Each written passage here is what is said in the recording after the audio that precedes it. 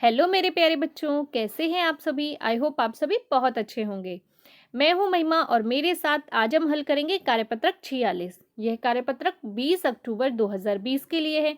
आज हम सामाजिक विज्ञान इतिहास का भाग 3 नात्सीवाद और हिटलर का उदय भाग 4 पढ़ने जा रहे हैं। भाग 1, 2 और 3 हम पहले ही पढ़ चुके हैं। तो चलिए भाग 4 को पढ़ते हैं और जानते हैं आज हमसे क्या पूछा गया है और क्या बताया गया है। चलिए शुरू करते हैं आज का पाठ। हिटलर द्वारा जर्मनी में शासन, यानी कि हिटलर द्वारा किस प्रकार जर्मनी में शासन किया जा रहा था उसे देख लेते हैं। समाज को नियंत्रित और व्यवस्थित करने के लिए विशेष निगरानी और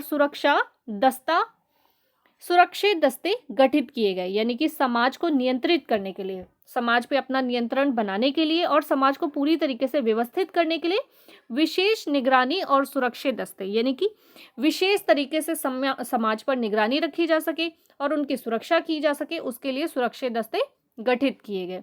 पहले से मौजूद हरी वर्दीधारी पुलिस, यानी कि पहले तो जर्मनी में जो कुछ पुलिस तो पहले से ही थी, तो उनकी वर्दी कैसी थी, हरी थी। तो इस तरीके से पहले से मौजूद हरी वर्दीधारी पुलिस, स्ट्राम ट्रैम्पर्स यानी कि एएसए के अलावा, पहले से वहाँ पे हरी वर्दीधारी पुलिस थे और स्ट्राम टेम्पर्स थे, इनके सिवा अब क्या और क्या नया क्या अरेंज किया गया वो बताया जा रहा है। तो स्ट्राम टेम्पर्स के अलावा यहाँ पे देखिए बताया गया है गेस्तापो यानी गुप्तचर राज्य पुलिस। अब यहाँ पे कुछ नया स्टार्ट किया गया है, गुप्तचर राज्य पुलिस।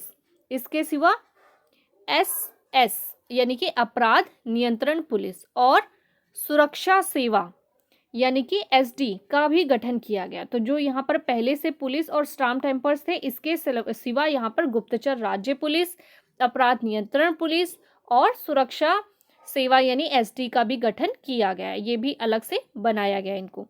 इन दस्तों को बेहिसाब अधिकार दिए गए। बेहिसाब अधिकार मतलब इनको बहुत ज़्यादा अधिकार दिए गए ताकि ये अपना काम पूरी तरीके से कर सकें। किसी को देश निकाला या गिरफ्तार किया जा सकता था या किसी को भी कैद कर यातना गृहों में भेजा जा सकता था। यातना गृह तो आप जानते होंगे, ऐसे गृह होते हैं जहां पर पनिश किया जाता है, लोगों को अलग अलग तरीके से पनिशमेंट दी जाती है।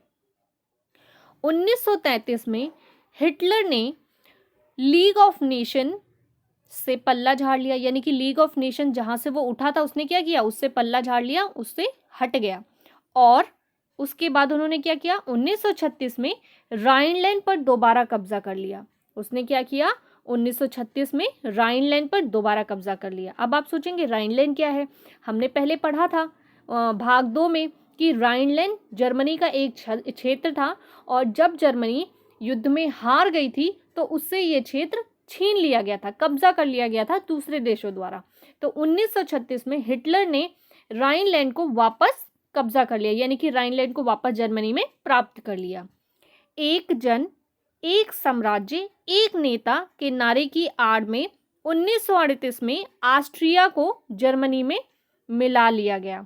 अब आप देखेंगे ऑस्ट्रिया कौन था, हमने पहले भाग 1 में जाना था कि ऑस्ट्रिया भी जर्मनी की तरह एक ताकतवर साम्राज्य था और ऑस्ट्रिया ने जर्मनी के साथ मिलकर प्रथम विश्व युद्ध लड़ा था।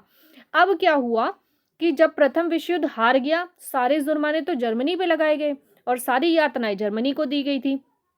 तो हिटलर ने क्या किया, एक जन एक साम्राज्य और एक नेता का नारा दिया और इस नारे के सहारे उसने 1938 में ऑस्ट्रिया को जर्मनी में मिला लिया, यानी कि ऑस्ट्रिया को अपने साथ मिला लिया, अपने देश में ही मिला लिया।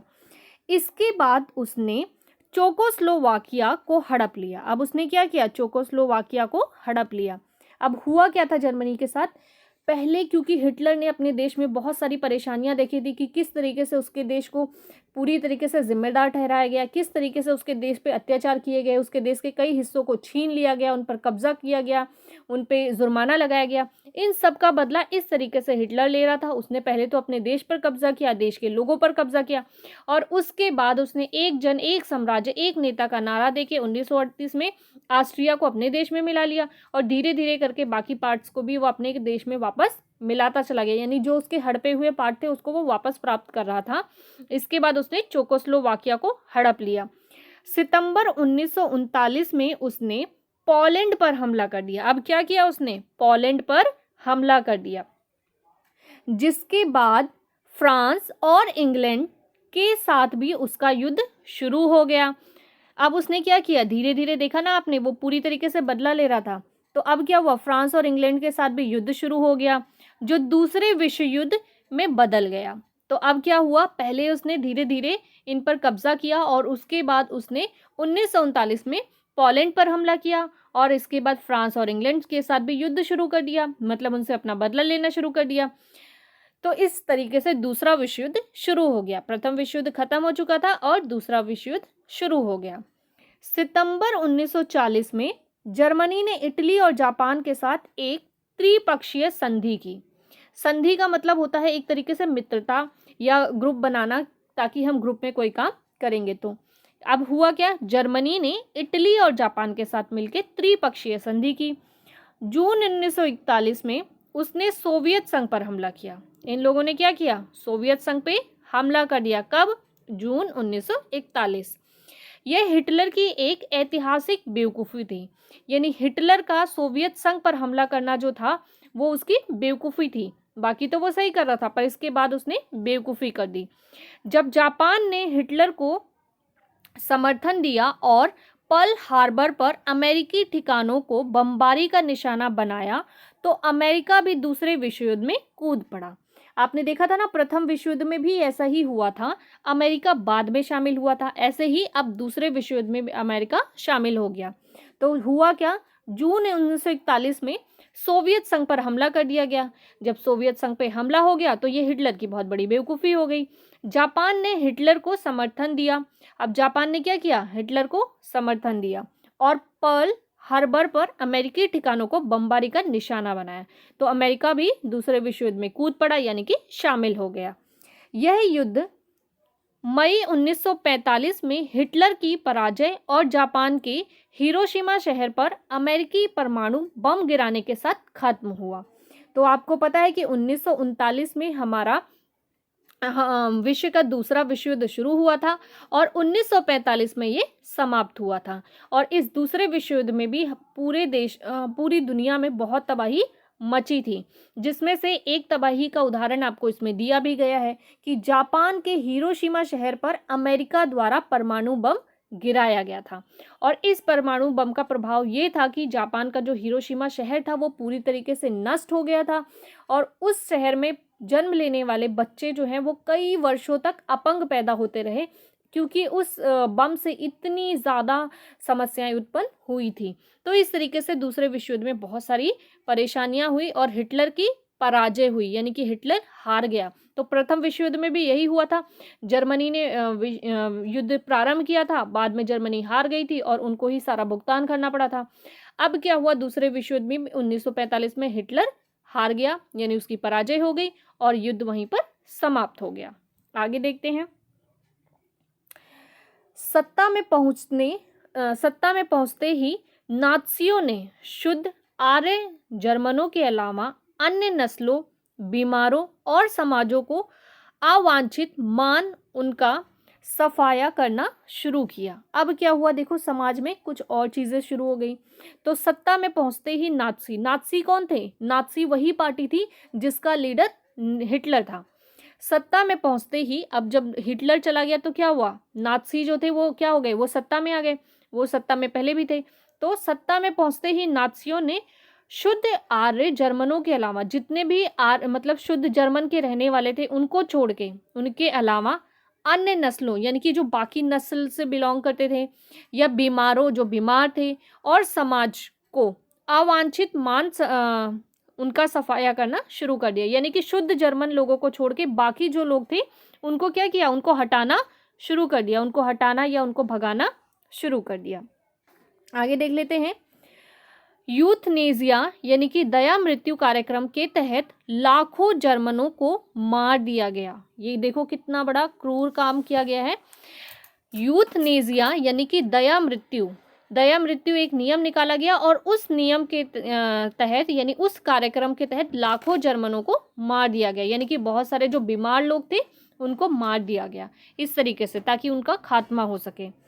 नाज़ी जर्मनी में सबसे बुरा हाल यहूदियों का हुआ। जो यहूदी लोग थे उनका सबसे ज़्यादा बुरा हाल नाज़ियों ने किया। नाज़ी कौन थी? नाज़ी एक पार्टी थी जिसका लीडर हिटलर हुआ करता था।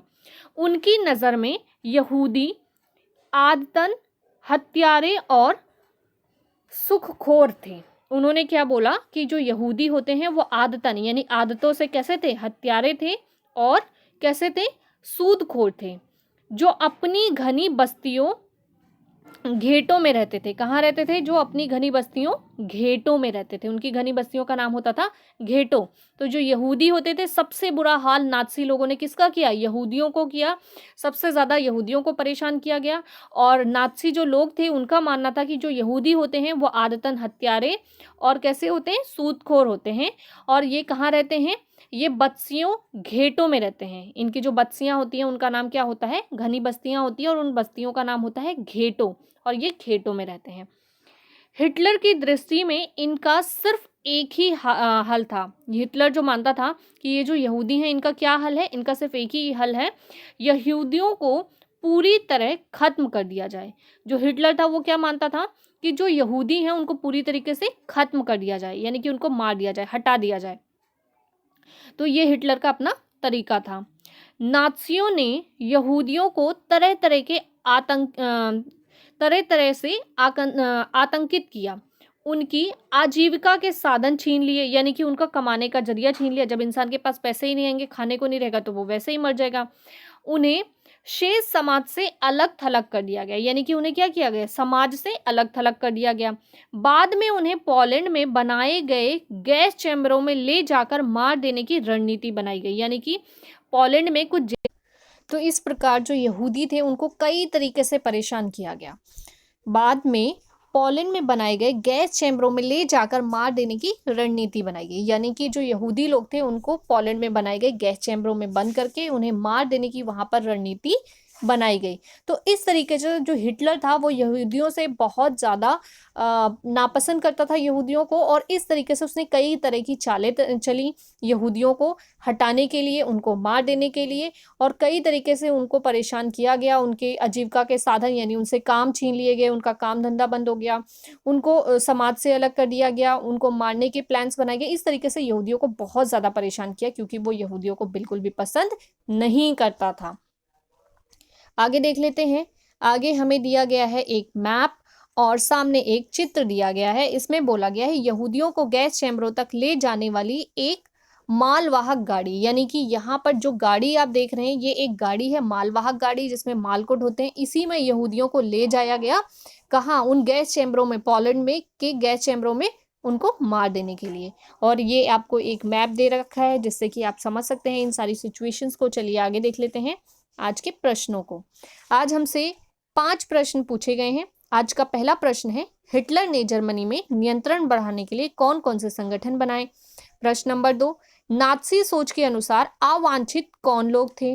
प्रश्न नंबर 3, हिटलर ने किन किन देशों पर आक्रमण किया? मानचित्र में पहचाने। इसीलिए आपको ऊपर मानचित्र दिया गया है, क्योंकि आपको देखना है कि हिटलर ने कौन कौन से देशों पर आक्रमण किया था। प्रश्न नंबर 4, यहूदियों के साथ नाज़ी व्यवहार किस प्रकार का था? और प्रश्न नंबर 5 यानी अंतिम प्रश्न है, क्या आपको अपने आसपास किसी प्रकार का भेदभाव नजर आता है? इसे दूर करने के लिए आप क्या प्रयास करेंगे? तो ये हैं हमारे आज के सभी 5 प्रश्न, और अब हम शुरू करेंगे इनके उत्तर। उससे पहले देख लेते हैं नीचे कोविड के संदर्भ में आपको एक मैसेज दिया गया है।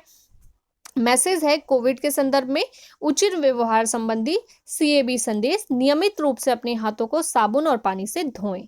तो आपको क्या करना है? नियमित रूप से अपने हाथों को साबुन और पानी से धोना है, और सिर्फ धोना ही नहीं है, इसको कुछ सेकंड्स तक धोना है। तो ये क्वेश्चन है कि कितने सेकंड्स तक धोना है। ये क्वेश्चन आपसे KBC में भी पूछा गया था, तो ये जवाब आप खुद देंगे हमें कमेंट सेक्शन में जाके कि आपको अपने हाथों को कितने सेकंड तक धोना है। वैसे आपको आपके टीवी में आने वाले एडवर्टीजमेंट में हर 2 मिनट में ये बात बताई जाती है, तो आपको इसको ध्यान में रखना है और कमेंट सेक्शन में जाके बताना है कि आपको कितने सेकंड तक अपने हाथों को धोना है। चलिए शुरू करते हैं इनके आंसर्स। तो बच्चों, आज का हमारा पहला प्रश्न है, हिटलर ने जर्मनी में नियंत्रण बढ़ाने के लिए कौन कौन से संगठन बनाए? उत्तर है हिटलर ने जर्मनी में नियंत्रण बढ़ाने के लिए निम्नलिखित संगठन बनाए। सबसे पहले बनाया था गोस्तापो यानी गुप्तचर राज्य पुलिस, नंबर 2 एसएस यानी अपराध नियंत्रण पुलिस, और नंबर 3 सुरक्षा सेवा यानी एसटी। प्रश्न नंबर 2, नात्सी सोच के अनुसार अवांछित कौन लोग थे? उत्तर है नात्सी सोच के अनुसार शुद्ध आर्य जर्मनों के अलावा, यानी शुद्ध आर्य जर्मनों को छोड़ दो तो उसके सिवा जितने बचे, अलावा अन्य नस्लों, बीमारों और यहूदियों को अवांछित लोग माना गया था। अवांछित लोगों को नात्सियों द्वारा हटाया जा रहा था, यानी कि उनको मार दिया जा रहा था, उनको सजा दी जा रही थी, उनको हटाया जा रहा था। नात्सी लोग जो थे वो ये बिल्कुल भी नहीं चाहते थे कि जितने भी जर्मन को छोड़ के बाकी नस्लों के लोग हैं या बीमार हैं या यहूदी हैं ये उनके देश में रहें। प्रश्न नंबर 3, हिटलर ने किन किन देशों पर आक्रमण किया? मानचित्र में पहचाने। तो हिटलर ने पोलैंड, फ्रांस, इंग्लैंड और सोवियत संघ पर आक्रमण किया। आपसे बोला गया है मानचित्र में पहचाने, तो आपको एक मानचित्र लेना है विश्व का और उसमें ये सभी देश जो हैं ये मेंशन भी करने हैं। तो मैंने यहाँ पर नहीं दिखाया है, पर आपको एक मानचित्र लेना है और उस मानचित्र में पोलैंड, फ्रांस, इंग्लैंड और सोवियत संघ को दिखाना है, यानी कि अंकित करना है। तो बहुत ही आसान है, आपको एक मैप दिया भी गया है वर्कशीट में, आपने वही सेम मैप लेना है बट ब्लैंक मैप लेना है, और ब्लैंक मैप में आपको पोलैंड, फ्रांस, इंग्लैंड और सोवियत संघ को दिखाना है, यानी कि आपको इसमें मैप भरना है। अच्छा, कुछ बच्चे अब मुझसे सवाल ये करेंगे कि मैम आपने आंसर्स बहुत छोटे लिखवाए हैं, क्या इतने आंसर्स सफिशिएंट होंगे? तो बेटा ये जो क्वेश्चंस आज पूछे गए हैं ये क्वेश्चंस ऐसे हैं, यदि ये क्वेश्चंस पेपर में आएंगे तो 1 या 2 नंबर के ही आएंगे, इसलिए इनके आंसर्स छोटे ही लिखने होंगे। ये क्वेश्चंस 4 या 5 नंबर में नहीं आएंगे, आपको इस बात का ध्यान रखना है, इसलिए आंसर्स आपको छोटे लिखवाए गए हैं। अगर मुझे पता होता कि ये क्वेश्चंस बड़े भी आ सकते हैं तो मैं आपको इसके आंसर्स डिटेल में लिखवाती। बात करते हैं आज के चौथे प्रश्न की। यहूदियों के साथ नात्सी व्यवहार किस प्रकार का था? इसका उत्तर है यहूदियों के साथ नात्सी व्यवहार बहुत बुरा था। नात्सी लोगों ने यहूदियों को पूरी तरह से समाप्त करने का प्रयास किया। नात्सियों ने यहूदियों को तरह तरह से आतंकित किया, यानी परेशान किया, उनकी आजीविका के साधन छीन लिए और उन्हें शेष समाज से अलग थलग कर दिया गया, यानी कि उनकी इनकम का सोर्स यानी काम उनका छीन लिया गया, उनसे उनका काम बंद हो गया और उन्हें समाज से बिल्कुल अलग कर दिया। बाद में उन्हें पोलैंड में बनाए गए गैस चैम्बरों में ले जाकर मार देने की रणनीति अपनाई गई, यानी कि उनको मार देने का प्रयास किया गया और मारा भी गया। इस प्रकार यहूदियों के साथ बहुत बुरा बर्ताव किया गया था, यानी कि जो नात्सी लोग थे उन्होंने सबसे बुरा जो बर्ताव किया था वो यहूदियों के साथ किया था। उन्होंने नात्सी लोगों ने अक्सर करके किया क्या था, जो बीमार या यहूदी लोग थे उनको खत्म ही कर देने का प्रयास किया था पूरी तरीके से। उन्होंने सोचा कि जर्मन में जितने भी यहूदी हैं और नात्सी हैं उनको मार दिया, अलग अलग तरीके से उनको कई तरह के नियम बना के और उनको मार दिया गया था। बात करते हैं प्रश्न नंबर 5 की। क्या आपको अपने आसपास किसी प्रकार का भेदभाव नजर आता है? इसे दूर करने के लिए आप क्या प्रयास करेंगे? तो आपको अपने आसपास का लिखना है। मैंने जो खुद ऑब्जर्व किया है वो मैंने लिखा है, आप चाहें तो अपना स्वयं का भी लिख सकते हैं। हमें अक्सर अपने आसपास लड़के तथा लड़कियों में भेदभाव किया जाना नजर आता है। हमारे समाज में लड़कों को लड़कियों की तुलना में अधिक अधिकार तथा आज़ादी दी जाती है। इसे दूर करने के लिए हमें लड़कियों को शिक्षित एवं जागरूक करना चाहिए। यदि लड़कियां शिक्षित एवं जागरूक होंगी तभी वे अपने अधिकारों व सम्मान के लिए लड़ सकती हैं। यानी कि आप सभी लड़कियों को ये याद रखना है कि यदि आपको बराबर लड़कों के बराबर अधिकार चाहिए, उनके बराबर कंधे से कंधा मिलाकर चलना है, तो उसके लिए सबसे पहले आपको शिक्षित होना है और शिक्षित होने के साथ साथ जागरूक होना है, अपने अधिकारों की जानकारी रखनी है, तभी आप लड़ सकते हैं। जब आपको अपने अधिकार ही नहीं पता होंगे तो आप उनके लिए लड़ेंगी कैसे? तो लड़ने के लिए क्या चाहिए? सबसे पहले शिक्षा चाहिए। जब शिक्षा होगी तभी आपको अपने अधिकार पता चलेंगे और जब आपको अपने अधिकार मिलेंगे तो आप अपने अधिकारों के लिए लड़ेंगी और भविष्य में अपने भाइयों की तुलना में, अपने समाज के लड़कों की तुलना में और आगे जाके और ज़्यादा उन्नति प्राप्त करके दिखाएंगी। तो खास तौर से लड़कियों को ये मेरा संदेश है, सभी लड़कियों के लिए। यदि आपको वीडियो पसंद आती है तो वीडियो को लाइक करना है, शेयर करना है एंड चैनल को सब्सक्राइब करना है ताकि हर एक वीडियो का नोटिफिकेशन आपको मिलता रहे। साथ ही सभी बच्चों को अगर वीडियो पसंद आती है तो वीडियो के नीचे कमेंट सेक्शन में जाना है और हमें ज़रूर बताना है कि आपको मेरा पढ़ाया हुआ टॉपिक कैसा लगा और कितना समझ में आया। अच्छा, कुछ बच्चों का कन्फ्यूज़न ये भी होता है कि मैम हम आपकी वीडियो सर्च करते हैं पर हमें आपकी वीडियो नहीं मिलती है। तो उसके लिए बस आपको एक ही चीज़ करनी है कि वीडियो सर्च करते वक्त सबसे पहले आपको क्लास डालनी है, क्लास 9 वर्कशीट नंबर 46, एंड उसके बाद आपको अपना सब्जेक्ट डालना है। कभी भी आप अपना क्लास पहले लिखेंगे और फिर वीडियो को सर्च करेंगे तो हमारी वीडियो आपको बहुत ही आसानी से मिल जाएगी। दूसरी चीज़, आपको हमसे कोई भी सवाल कमेंट सेक्शन में पूछना हो तो उसको पूछने के लिए सबसे पहले आपको वीडियो को कम से कम 3 मिनट तक देखना है। वीडियो को 3 मिनट तक देखने के बाद अगर आप अपना कमेंट टाइप करेंगे तो वो कमेंट हम तक पहुंचेगा और हम आपको जवाब दे पाएंगे। 3 मिनट से पहले ही यदि आप कमेंट टाइप करके हमें सेंड कर देंगे तो वो कमेंट स्पैम बॉक्स में चला जाता है, हम तक नहीं पहुंचता, इसलिए हम आपको रिप्लाई नहीं कर पाते हैं। यदि आपको वीडियो पसंद आती है तो आपको टाइमली हमें बताना भी ज़रूर है, क्योंकि कुछ बच्चे देखते हैं उनको वीडियो पसंद आती है पर वो बताते नहीं है। कमेंट सेक्शन में जाना है, एक छोटा सा कमेंट टाइप करना है और हमें बताना है। उससे हमें तो मोटिवेशन मिलेगा ही, और आपको जब कमेंट का रिप्लाई मिलेगा तो आपको भी अच्छा लगेगा और हमें भी अच्छा लगेगा। तो हमसे जुड़े रहने के लिए, हमारे परिवार का सदस्य बनने के लिए आपको कमेंट ज़रूर करना है। सिर्फ वीडियो को देखकर भागना नहीं है, क्योंकि आप लोग बहुत अच्छे बच्चे हैं। तो हम आपकी हेल्प कर रहे हैं और आपको हमें मोटिवेट करना है। आप अपनी ड्यूटी करेंगे तो हम भी अपनी ड्यूटी बहुत अच्छे से कर पाएंगे। ओके बच्चों, तो हम फिर मिलते हैं अगली वीडियो में नए टॉपिक के साथ। बाय बाय बच्चों, टेक केयर।